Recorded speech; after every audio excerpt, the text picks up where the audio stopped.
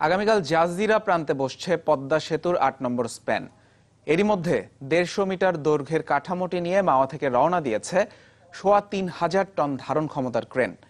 এটি বসানো হলে কেবল জাজিরা প্রান্তেই দৃশ্যমান হবে সেতুর ১২০০ মিটার। প্রকল্প পরিচালক জানান, ঠিকাদারদের সাথে পরামর্শ কমিটির বৈঠকে কাজের গতি বাড়াতে বলা হয়েছে। আরো জানাচ্ছেন ইকবাল হাসান।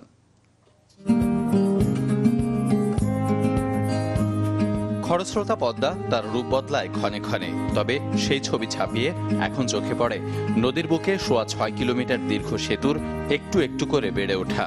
মাওয়া থেকে জাজিরার দুই প্রান্তের প্রতিটি ইঞ্চিতেই এখন ভারী যন্ত্রপাতি, ইস্পাত, কংক্রিট আর অভিজ্ঞ লোকজনের আনাগোনা, যা স্বপ্ন দেখাচ্ছে বছর দুয়েকের মধ্যে এই অবকাঠামোর উপর দিয়ে যানবাহন চলাচলের। ফেব্রুয়ারির ২০ তারিখে জাজিরা প্রান্তে বসে ৭ নম্বর স্প্যান। এরপর ১ মাস বিরতি দিয়ে একই প্রান্তে বসছে ৮ নম্বরটি। এছাড়া মাওয়া প্রান্তে ৪ ও ৫ নম্বর খুঁটির উপর আপাতত রাখা স্প্যানটি ধরলে সেতুর মোট দৃশ্যমান দৈর্ঘ্য হচ্ছে ১৩৫০ মিটার।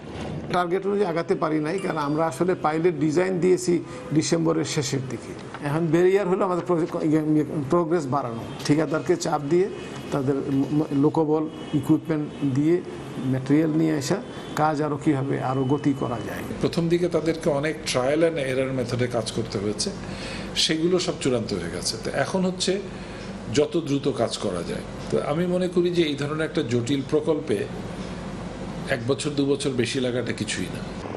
কাজের সুবিধার জন্য শুরু থেকেই ৫টি প্যাকেজে ভাগ করে এগুতে থাকে প্রকল্পটি। তবে পরিধি আর খরচের বিবেচনায় মূল সেতু এবং নদী শাসনকে নিয়েই এখন বেশি ভাবছে কর্তৃপক্ষ।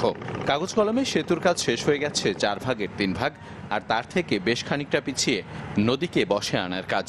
চলতি মাসে পরামর্শ কমিটির সাথে ঠিকাদারদের বৈঠকে জোরালো আলোচনা হয় বাস্তবায়নের গতি বাড়ানোর বিষয়ে, যার প্রতিফলনও শিগগিরই দেখা যাবে বলে আশা করছেন সংশ্লিষ্টরা। যেখানে যেখানে তাদের একটু বেশি সময় লাগছে পয়েন্ট আউট করেছি, সাথে সাথে তারা আমাদের দেওয়া সলিউশনটা অ্যাকসেপ্ট করেছে।